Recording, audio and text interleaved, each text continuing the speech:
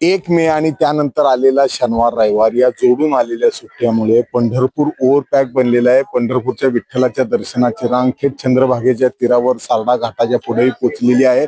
अजूनही मोठ्या संख्येने भाविक इथे येत आहेत। एका बाजूला मे महिन्याच्या सुट्ट्या सुरू झालेल्या आहेत, शाळांना सुट्ट्या लागल्यामुळे मुलंही मोठ्या प्रमाणात इथे येत आहेत। मात्र ज्या पद्धतीनं उन्हाचा तडाखा वाढत चाललेला आहे हे पाहता भाविकांसाठी सकाळच्या वेळेत दर्शन घेणं हे जास्त सोयीचं होतंय, कारण इथला तडाखा उन्हाचा 41, 42, 43 डिग्री पर्यंत जात आहे। त्यामुळे सकाळी लवकरपासून भाविक दर्शन रांगेत उभारलेले आहेत। आपण काही भाविकांशी संवाद साधू।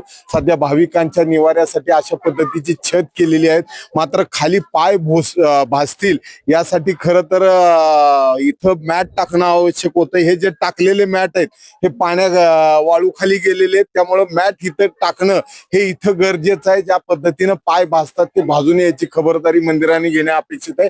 आपल्यासोबत भाविक आहेत। कुठून आले माऊली? संभाजीनगर, पैठण। पैठण। काय ऊन कसं आहे? ऊन तर खूप आहे। लवकर आलायत रांगेत? सकाळी दर्शनासाठी 12च्या नंतर ऊन जास्त पडतंय ना। ऊन जास्त पडतंय।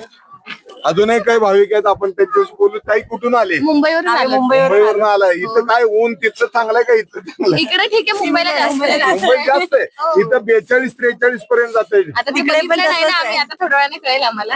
किती वाजता उभारलाय रांगेत? आत्ताच आलो आम्ही, जसं आता लाईन भरपूर लागेल। तर या पद्धतीने लहान लहान मुलं सुद्धा आहेत। माऊली कुठून आला रे? संकेश्वर ना, कर्नाटक। तर महाराष्ट्राबरोबर आंध्र असेल, कर्नाटक असेल, इथून हजारो भाविक आता सध्या दर्शन रांगेत उभारलेली आहेत आणि ही सर्व मंडळी आता विठ्ठलाच्या दर्शनापर्यंत चाललेली आहेत। ताई कुठून आले? पुण्यावरून। काय इथं काय सकाळी लवकर आलाय? उन्हाचा तडाखा काय? हो, त्यासाठीच उन्हाचा तडाखा लागून आणि दर्शनाला किती वेळ लागतोय माहित नाही, त्याच्यामुळे सकाळपासूनच लाईनीत आहोत। चंद्रभागा दुसरी हो, वाटते पाहिली। जवळ आले का पाण्यात? हो।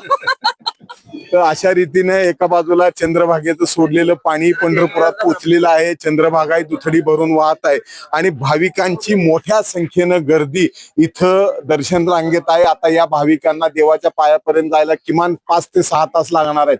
मात्र तरीही हे सर्व भाविक सकाळी लवकर उन्हाच्या आधी विठ्ठलाचं दर्शन घेण्यासाठी दर्शन रांगेत उभारलेले आहेत। कॅमेरामन अजित देशपांडे सह सुनील दिवाणी, एबीपी माझा। एबीपी माझा, उघडा डोळे बघा नीट।